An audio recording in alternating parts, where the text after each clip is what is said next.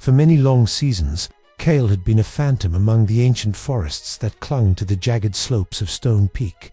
His fur, once a vibrant silver gray, was now dulled by countless suns and frosted by endless nights. His eyes, though still sharp, held the weary, haunted look of one who had seen too much and lost everything. He moved with the practiced stealth of a predator, but beneath his paws was the ever-present ache of absence. He was the last howl of his kind in this vast, unforgiving wilderness. Once these mountains had echoed with the unified calls of the Shadowfang pack, a lineage as old as the peaks themselves. Kael, in his prime, had been their lead hunter, a swift and cunning strategist whose keen senses ensured their survival even in the leanest times. He remembered the vibrant energy of the pups tumbling in sunlit clearings, the low rumble of shared kills, the confident stride of his alpha, and the comforting warmth of his mate, Lyra. Their territory, carved from generations of fierce protection, was a haven of abundance and peace. But then, the great cold descended. It wasn't just a winter, it was a siege. Snow began to fall in the late autumn and simply never stopped. Day after day, week after week, the blizzard raged with a ferocity the oldest wolves had never known. Prey vanished, driven deeper into impenetrable drifts or frozen solid where they stood. The icy winds tore through the dens, and the constant, crushing snow buried their hunting trails. The pack, once mighty, began to weaken. Pups shivered into eternal sleep, elders grew too frail to hunt, and even the strongest hunters succumbed to the relentless cold and gnawing hunger.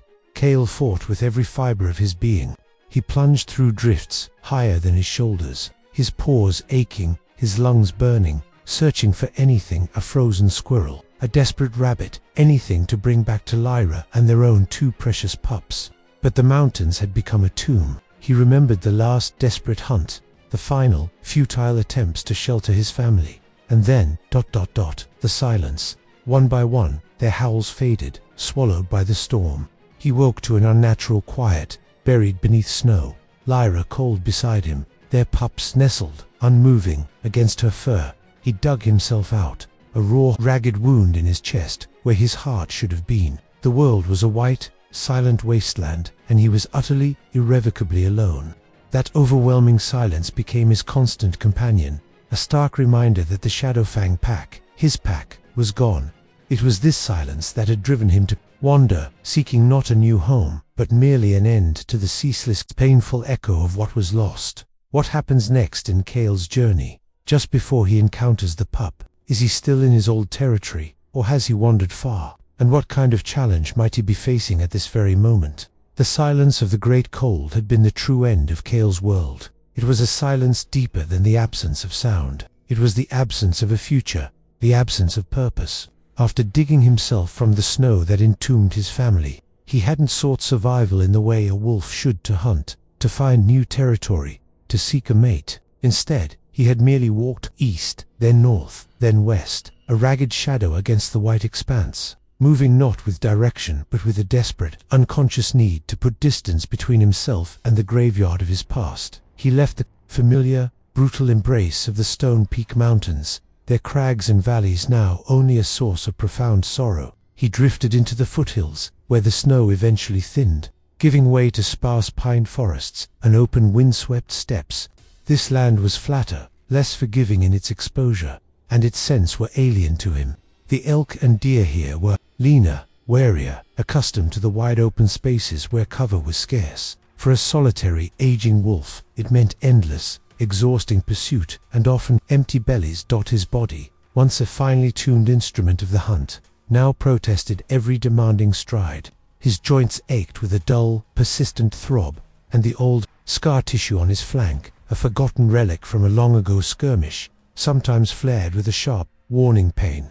His silver-grey coat, once thick and lustrous, was now patched and thinning in places, providing less protection against the biting winds. He often slept curled tightly against the base of a stunted juniper, its needles offering meager shelter, his dreams filled with the phantom warmth of a vanished pack. He hunted out of grim necessity, not the joyous thrill of the chase, alone. Rabbit, a scrawny ptarmigan, sometimes the frozen remains of a larger animal found by chance, these were his sustenance.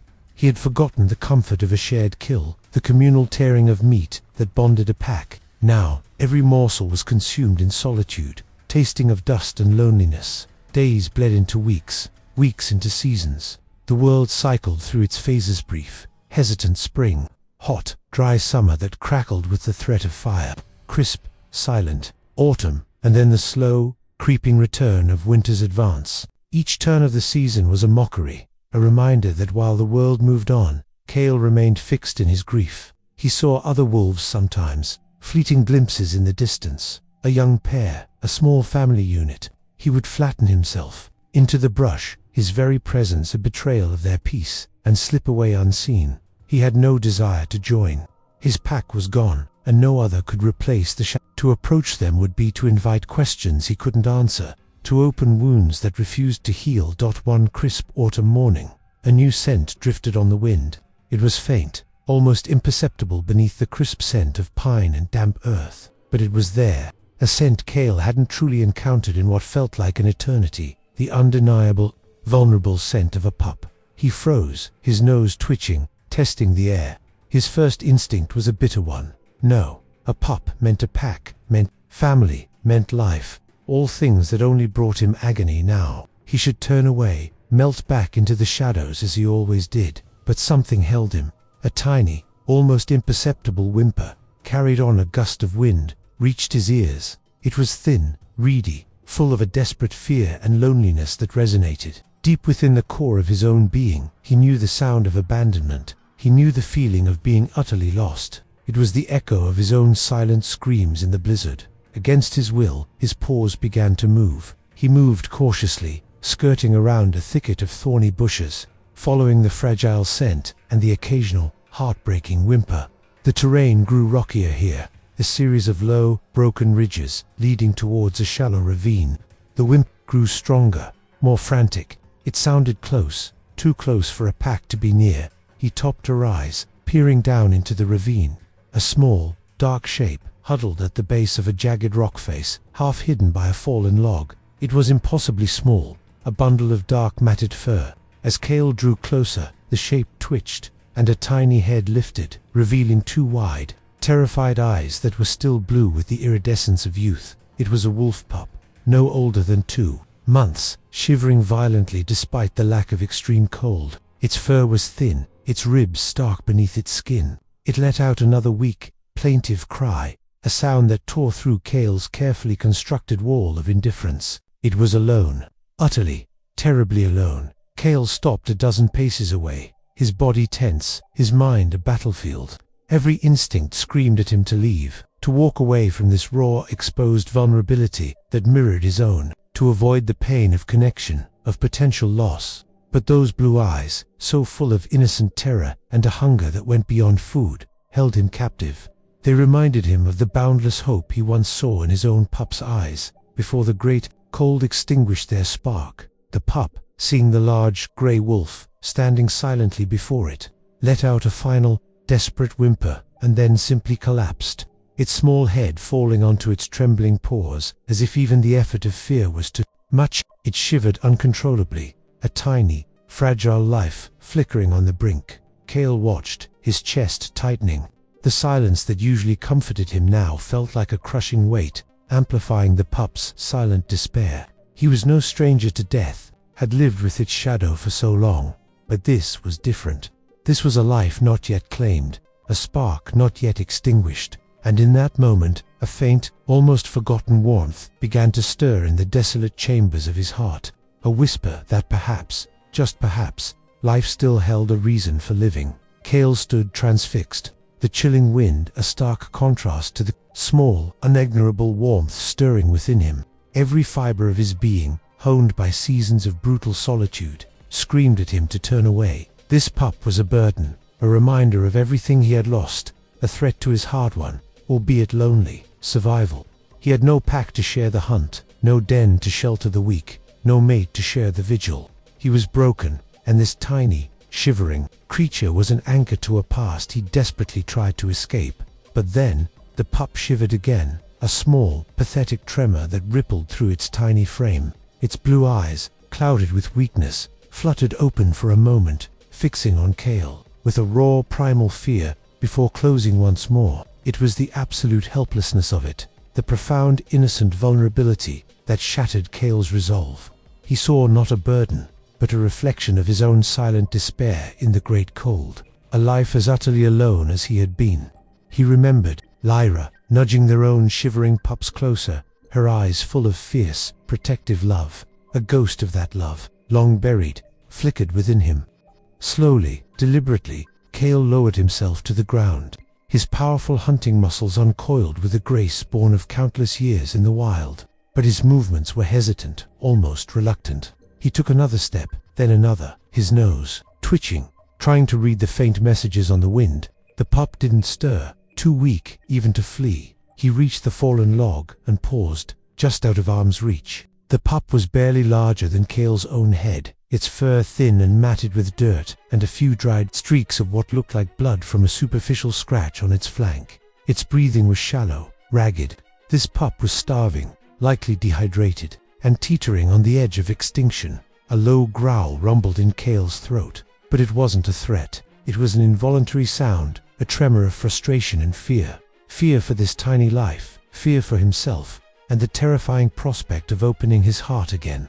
He nudged the pup gently with his nose, a careful, almost imperceptible touch. The pup didn't react, it lay still, a tiny bundle of fading warmth.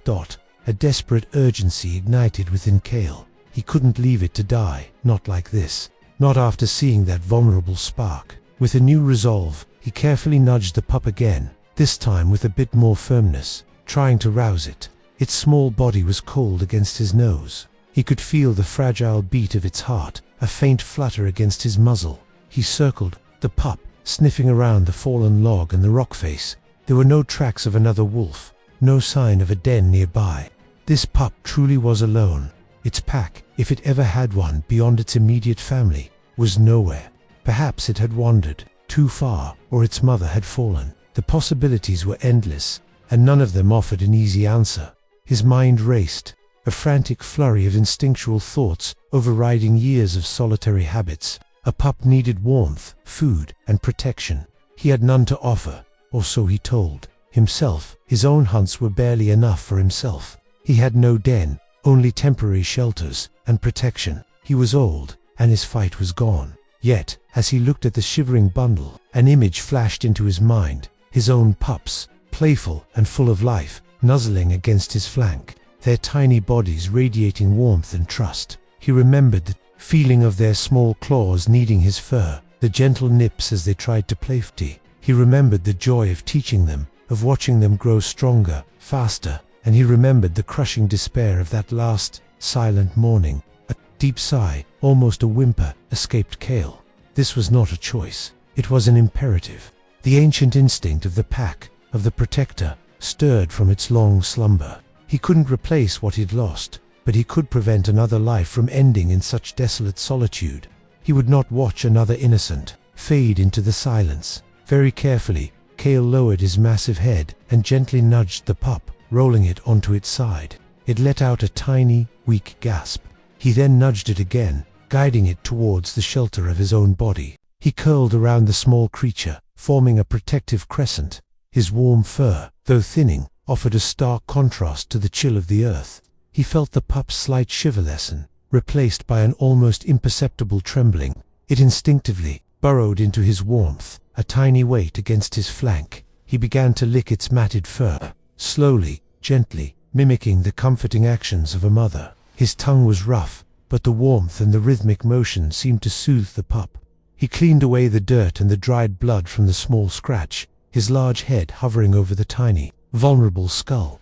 As he licked, a faint, almost imperceptible purr-like rumble vibrated deep in the pup's chest. It was weak, almost silent, but it was there.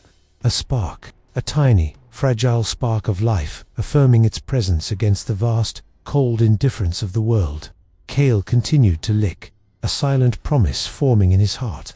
The silence of his world would no longer be absolute. Kael has now accepted the pup, at least for the immediate future. The immediate need is for warmth and safety. What next step should Kael take to care for this tiny, vulnerable life? Does he need to find shelter, or more critically, food? And how will he, a solitary and aging wolf, accomplish this with a helpless pup depending on him. The tiny, fragile purr from the pup's chest was more potent than any howl Kael had heard. In seasons, it resonated deep within his bones, stirring instincts long dormant. The silence of his world, once a comfort in its desolation, now felt brittle, precarious. This small, breathing creature nestled against him demanded attention, action, life. He continued to lick the pup, a warmth spreading from its small form through his own, thawing a corner of his frozen heart. He nudged it, urging it closer, until it was tucked securely beneath his chin, its fragile warmth a steady pulse against his throat. The pup, in turn, seemed to find solace in Kael's immense presence, its shivering gradually subsiding as it drifted into a shallow, exhausted sleep. But sleep wouldn't sustain it. The pup was thin, dangerously so. Its faint scent spoke of hunger, and its labored breathing hinted at deep exhaustion, perhaps even the early stages of cold. Kael knew, with the cold certainty of a seasoned survivor, that they had little time. They needed a secure shelter, and most critically, food. His mind, long accustomed to only considering his own needs, now spun with a dizzying new calculus. Hunting for one was a desperate gamble. Hunting for two, one utterly dependent, felt almost impossible. Yet, the small, trusting weight against him allowed no room for despair. He had observed this new territory during his aimless wanderings. He recalled a cluster of ancient, twisted cedars clinging to the side of a sloping hill not far from the ravine. Beneath their gnarled roots, there were often hollows and small caves, perfect for temporary shelter. It wasn't the ideal den site he would have chosen for a pack, but for now, it would offer refuge from the elements and potential predators. Carefully, Kael unwound himself from the sleeping pup. It whined softly, stirring, its blue eyes blinking open in confusion as the warmth receded. Kael nudged its head with his nose, a soft, reassuring gesture. "Come," he rumbled, a sound so long unused his own throat felt rough. He wasn't sure the pup understood the word, but his tone was clear. The pup tried to stand, its legs wobbling like newly sprouted reeds. It stumbled, nearly falling, and let out a frustrated yelp. Kael sighed, a puff of warm air in the crisp autumn morning. This wouldn't be easy. He lowered himself, nudging the pup towards his back, then carefully slipped beneath its belly, allowing it to clamber onto his broad shoulders.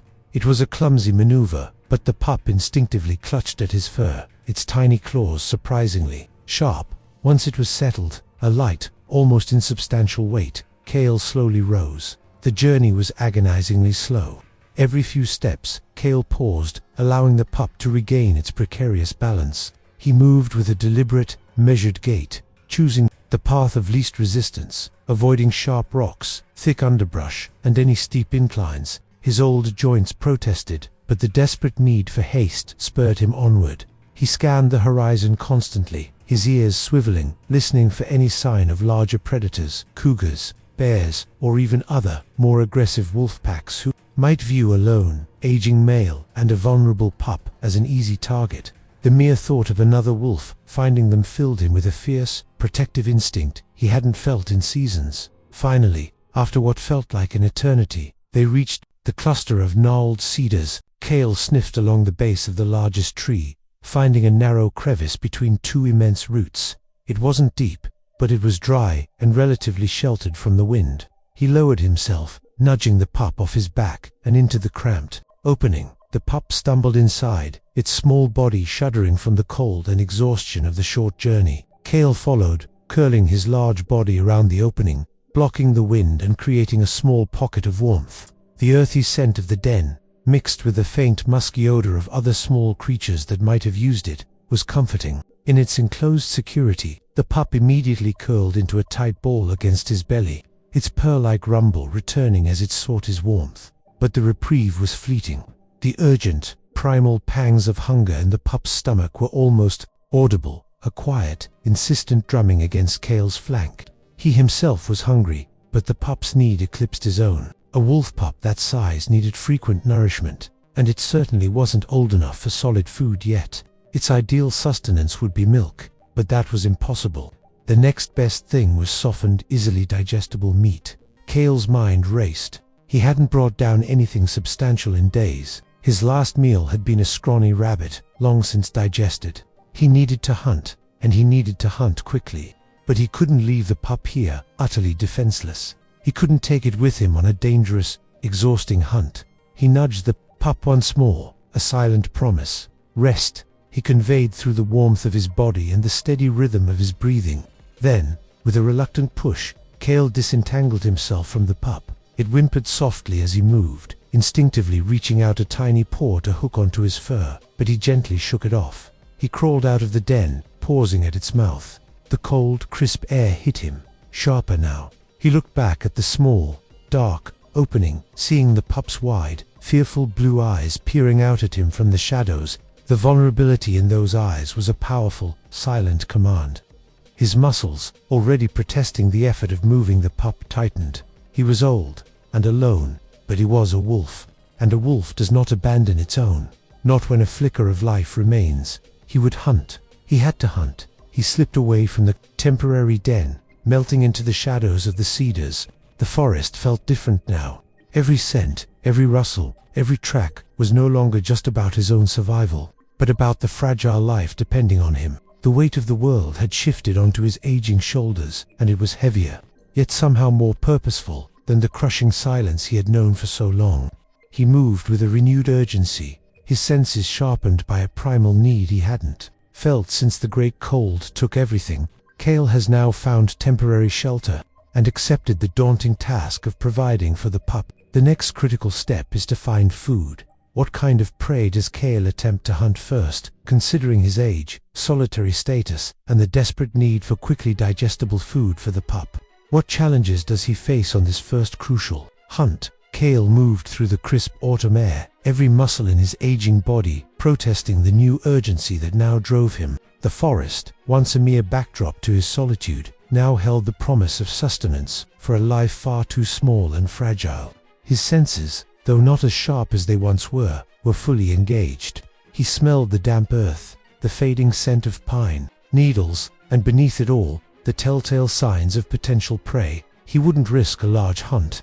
A deer or an elk would be too much for his solitary aging frame to bring down quickly, and the struggle would exhaust him, leaving him vulnerable. Besides, the pup needed soft, easily digestible sustenance, not tough hide and bone. His focus narrowed to smaller, quicker targets, a rabbit, a grouse, perhaps even a large squirrel. He moved with the practiced stealth of generations of hunters, a low, ground-hugging trot that barely disturbed the fallen leaves. His paws, calloused and tough, felt every root and stone, every slight shift in the terrain. He had always been a master of patience, but now, a new, almost frantic energy pulsed beneath his controlled movements. The image of the pup's trembling body, its wide, desperate blue eyes, spurred him forward. The first few attempts were fruitless.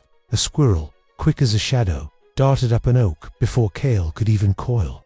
A grouse exploded from the underbrush, with a deafening whir of wings, disappearing into the dense foliage before Kael could react. His legs felt stiff, his breath came harder than it once did, and the old ache in his flank began to flare.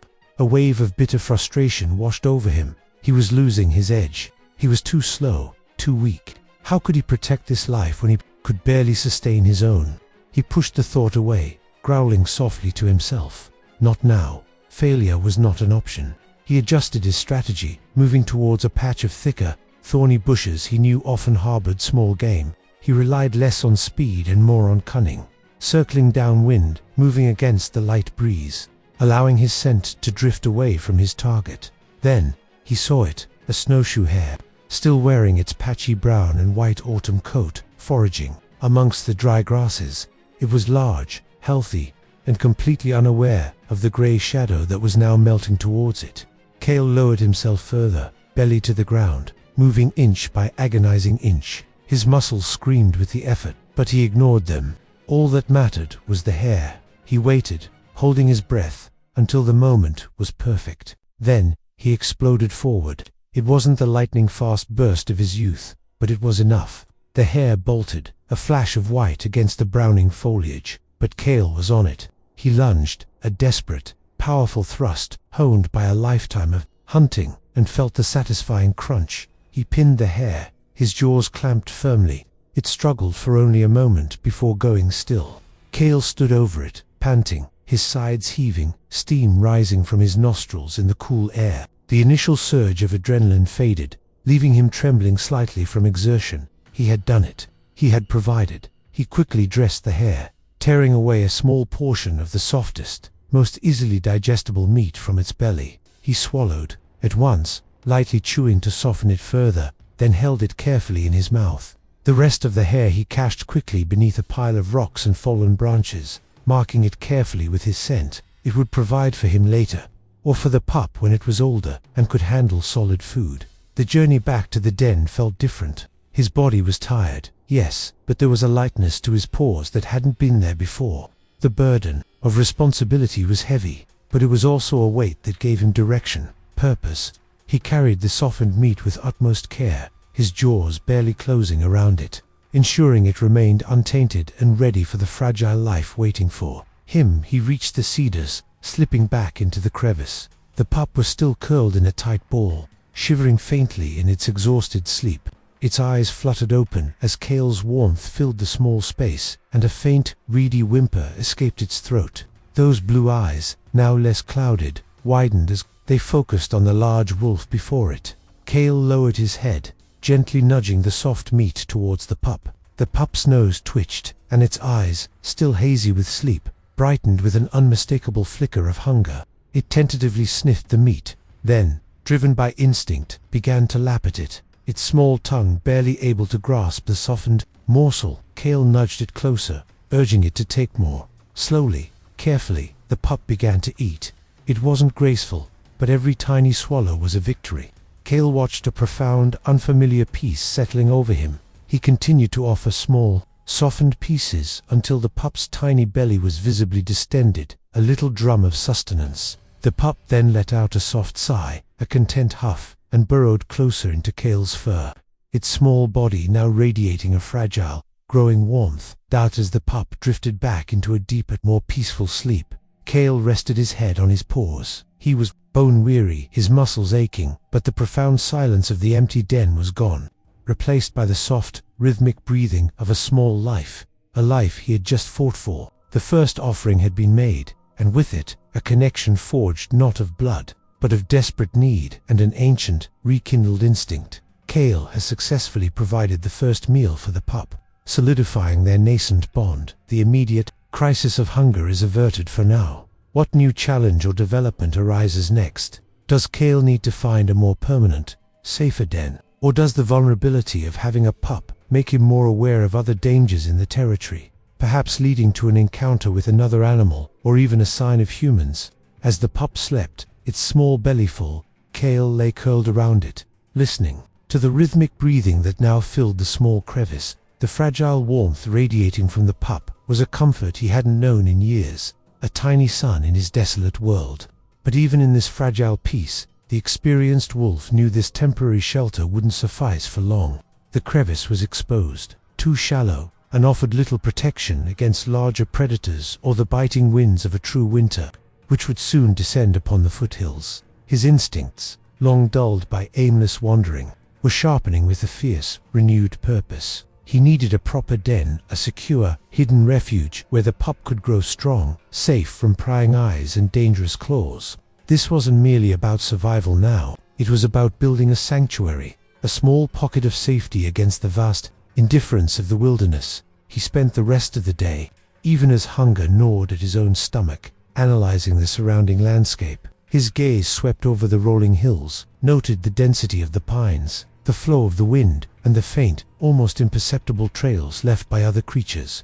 A good den needed to be high enough to offer a vantage point, yet concealed enough to remain unseen. It needed a solid, protective roof, dry ground, and ideally, multiple escape routes. As dusk began to paint the sky with bruised purples and fiery oranges, Kael decided there was a section of the ridge to the west, steeper and more heavily forested than this immediate area. He remembered passing it weeks ago, noting its ruggedness, its ancient rock formations, and the whisper of an old, perhaps forgotten, bear den, or a deep cavity formed by shifting earth. It would be a journey, but it held the most promise. The next morning, before the sun had fully broken over the horizon, Kael roused the pup.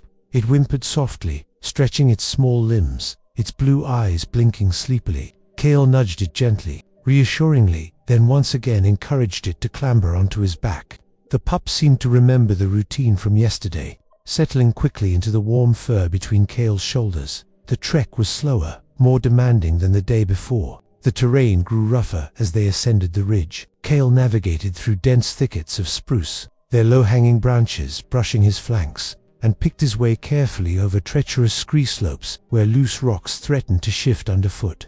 His aging muscles strained, his breath came in ragged gasps, but he pushed through the exhaustion.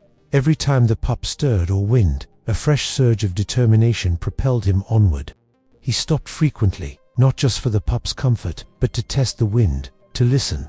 The air here was alive with scents, the sharp temps of pine resin, the rich dampness of moss, and other, more unsettling odors. The musky scent of a passing bear, old but distinct. The faint metallic temps of another wolf, not recent, but a reminder that this was not truly empty territory. Kael pressed on, his tail held low, his ears swiveling, a silent prayer that they would remain unseen. After hours of arduous travel, he found it, tucked away beneath a massive granite overhang, almost invisible from above, was a deep, dry cave. Its entrance was narrow, forcing Kael to squeeze through, but inside, it opened into a spacious chamber. The air was cool but dry, with a faint, clean scent of earth and rock. Sunlight, filtered through a small crack in the ceiling, dappled the far wall. It felt ancient, solid, and utterly secure. Kael led the pup inside, nudging it gently past the narrow entrance. The pup hesitated for a moment, its nose twitching, then tentatively stepped into the shadows. Kael followed, turning to face the opening, his large body filling the passage. He sniffed the air inside, confirming its freshness, then circled the perimeter, checking for any hidden crevices or unwelcome inhabitants. It was perfect. He nudged the pup towards the deepest, driest part of the cave. The pup explored timidly, sniffing the rough rock floor, then let out a soft huff of contentment. It curled up, already feeling safer, its small body relaxing. Kael then began the slow, deliberate work of making the den truly home. With his nose and paws, he pushed and arranged loose earth, dry leaves, and soft moss he found deeper in the cave, creating a rough but comfortable bed. He dragged in a few sturdy, fallen branches from just outside the entrance, partially camouflaging it and adding an extra layer of defense against the wind. When his work was done, he settled down next to the pup on their new bed. The small creature immediately burrowed into his fur, its soft whimpers replaced by contented sighs. Kael rested his head on his paws, listening. The sounds of the wilderness outside were muffled, distant, creating a feeling of profound security within the solid rock walls. He felt the tension that had gripped him for days slowly ease. The pup slept deeply, safely, for the first time since Kael found it. And Kael, for the first time in what felt like an eternity, allowed himself a moment of something akin to peace. He was still the last Howl, but now there was a tiny, fragile echo. The world outside was dangerous, filled with threats, but for this night, in this hidden cave, they were safe. This den was more than just shelter. It was a promise he was now fiercely determined to keep. Kael has now successfully found and secured a new, safer den for himself and the pup. The pup is resting more peacefully, and Kael feels a renewed sense of purpose. What external threat or challenge emerges next to test Kael's ability to protect his new charge in their more permanent home? Perhaps an encounter that forces him to recall old skills, or a realization about the pup's true origin. The days that followed the discovery of their new den settled into a fragile rhythm. Kael, with the pup now named Flicker for the persistent spark in its blue eyes, divided his time between vigilant protection and the relentless pursuit of food. The cave, with its sturdy walls and camouflaged entrance, offered a security Kael hadn't felt in seasons. He meticulously scoured the surrounding area each morning, marking the boundaries of their small temporary territory with his scent, a silent challenge to any who might approach. Flicker, with regular meals and the constant warmth of Kael's massive body, began to thrive. Its ribs became less prominent, its fur grew softer, and the listless whimpers transformed into playful nips and soft, contented grumbles. Kael found himself watching the pup with a tenderness he hadn't thought possible.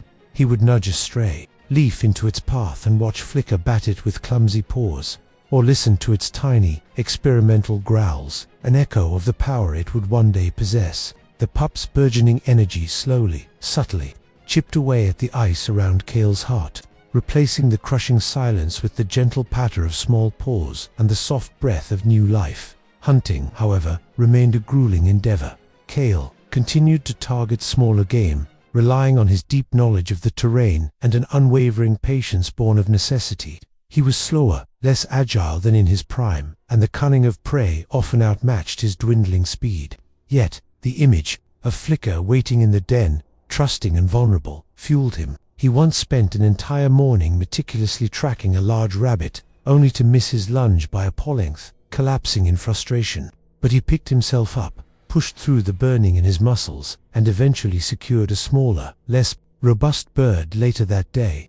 Every successful hunt was a testament to his renewed purpose. One crisp afternoon, as Kael returned from a largely unsuccessful foraging trip, a new scent hit him, sharp, musky, and utterly chilling. It wasn't the fleeting scent of a lone wanderer. This was the unmistakable, potent odor of another wolf pack, and it was fresh, too fresh. Kael froze, his hackles rising, a low guttural growl rumbling deep in his chest. His senses, sharpened by the sudden jolt of adrenaline, sifted through the complex layers of scent. Several wolves, young, strong, and clearly marking territory. This was not a passing pack. They were staking a claim, and their scent markers were unnervingly close to Stone Peak's familiar foothills. Encroaching on his temporary sanctuary, a wave of primal fear mixed with a fierce, ancient rage surged through him. He remembered that last time strange wolf scents had permeated his old territory, just before the Great Cold. Small skirmishes, stolen kills, the growing pressure that preceded the final, devastating confrontation. But then, he had a pack, a strong pack, with warriors and hunters ready to defend their borders. Now, he was alone, save for a vulnerable pup.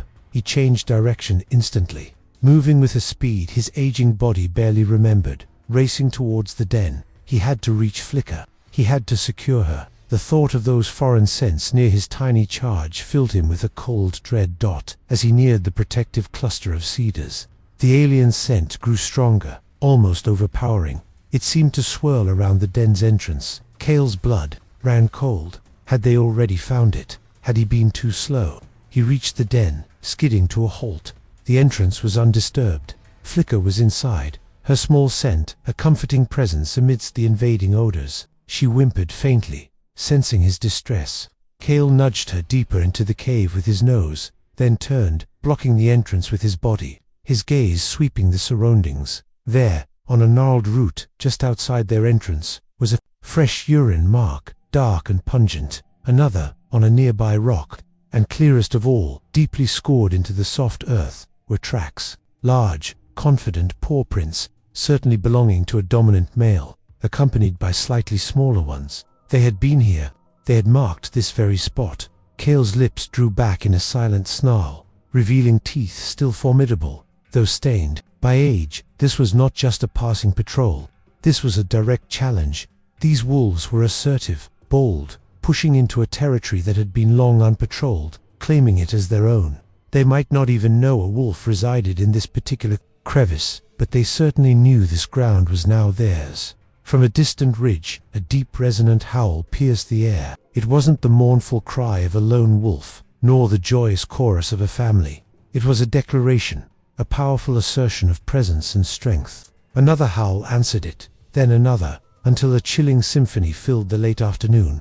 It was the howl of a vibrant, healthy pack, full of the confidence of numbers. Kael recognized the tone. It was the howl of a pack seeking to expand, to dominate. And their howls were coming from the direction of the very hunting grounds he had just left, and where he had cached his recent kill. They were hunting in his new, unspoken territory. He stood his ground, alone, grey sentinel against the encroaching tide. The old fears stirred, the memory of his own pack's battles, their eventual defeat, not by strength, but by overwhelming odds and the relentless cold. He was no longer the lead hunter of the Shadowfang pack. Surrounded by his kin, he was an old wolf, guarding a single, fragile pup. But as Flicker whimpered again, nestling deeper into his side, A resolve harder than any stone in Stone Peak settled in Kael's heart. This pup was his new pack, and he would defend his pack. Kael has now discovered the presence of a new, aggressive, wolf pack encroaching on his chosen territory, and they have even marked near his den. This is a direct threat. What is Kael's next move? Does he try to avoid them, or does he make a calculated decision to confront them, perhaps subtly, to protect Flicker and his small sanctuary? How does he prepare for this escalating conflict?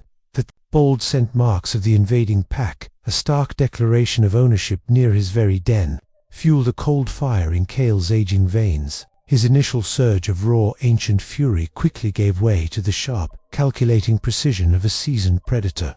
He was no longer the lead hunter of the Shadowfang pack, surrounded by a dozen strong wolves, ready to meet any challenge with unified might. He was a solitary, aging male, with a single, fragile life depending on his every decision.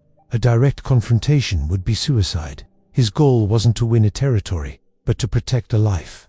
His strategy would have to be one of avoidance, cunning, and perhaps a subtle, almost invisible deterrence. He needed to understand this new pack, to learn their patterns, their strength, and their weaknesses. Before they stumbled upon his tiny sanctuary, he nudged Flicker deeper into the den with his nose. The pup, sensing his tension, whimpered softly, its eyes wide and trusting. Kael licked her head reassuringly, a silent promise of protection, then slipped out of the crevice. He would leave her hidden and safe, a small, vibrant secret concealed within the solid rock. Kael moved like a ghost through the dense underbrush, his paws barely disturbing the fallen leaves. He moved upwind, allowing the breeze to carry his own scent away from the areas he intended to observe. Every sense was alive, heightened by the imminent threat. He picked up traces of their movement, the heavy drag of their paws through tall grass, the disturbed undergrowth near cached kills. They were methodical, thorough, carving out their new domain. He tracked them for hours, a silent, grey shadow, on the edges of their new territory.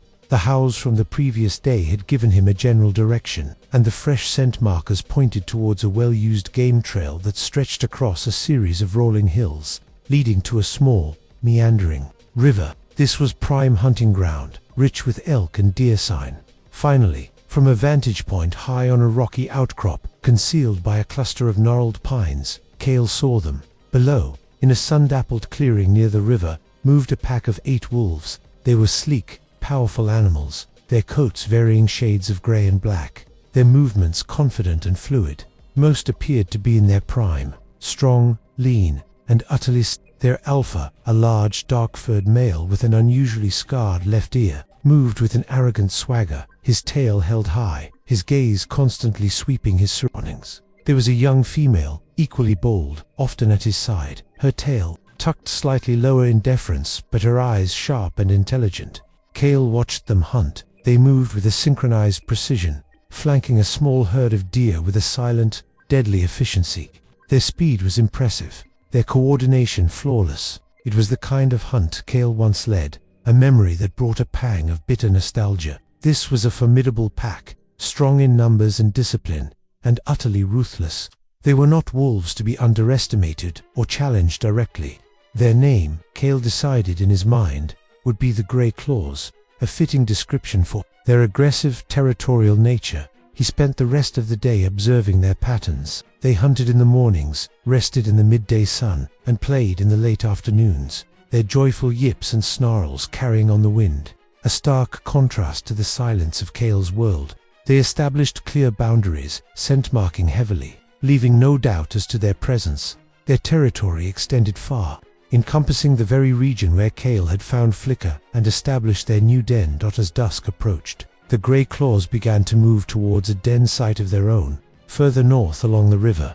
Kael noted their path, memorizing every ridge, every cluster of trees. Understanding their routines was critical. He returned to his den under the cover of night, exhausted but resolute. The pup Flicker greeted him with soft nudges and excited whimpers, her small tail wagging furiously.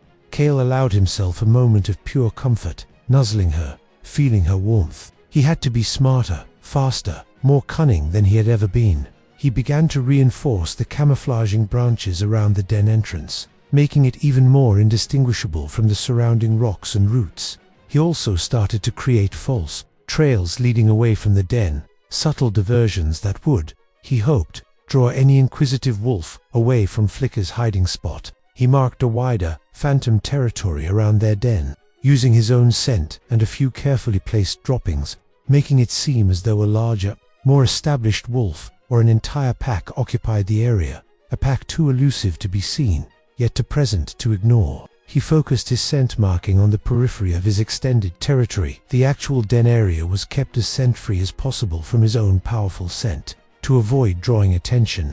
This was a desperate gamble, to make his presence known, just enough to deter the Grey Claws from settling too close, without revealing his true vulnerability. It was a delicate balance. Too much presence, and they would seek him out. Too little, and they would simply overrun him. He was using the ancient language of wolves, scent, subtle visual cues, the unspoken declaration of territory, to weave a lie, a deception designed to protect the most precious truth of his existence. Flicker, Kael has now scouted the rival Greyclaw pack, understood their strength, and initiated a subtle strategy of deception and heightened vigilance to protect Flicker. He's trying to make his small territory seem larger or more formidable than it is. What happens next? Does his subtle deterrence work initially, or does the Greyclaw pack's aggressive expansion directly challenge Kael's hidden territory, forcing a more direct encounter or a desperate act of evasion?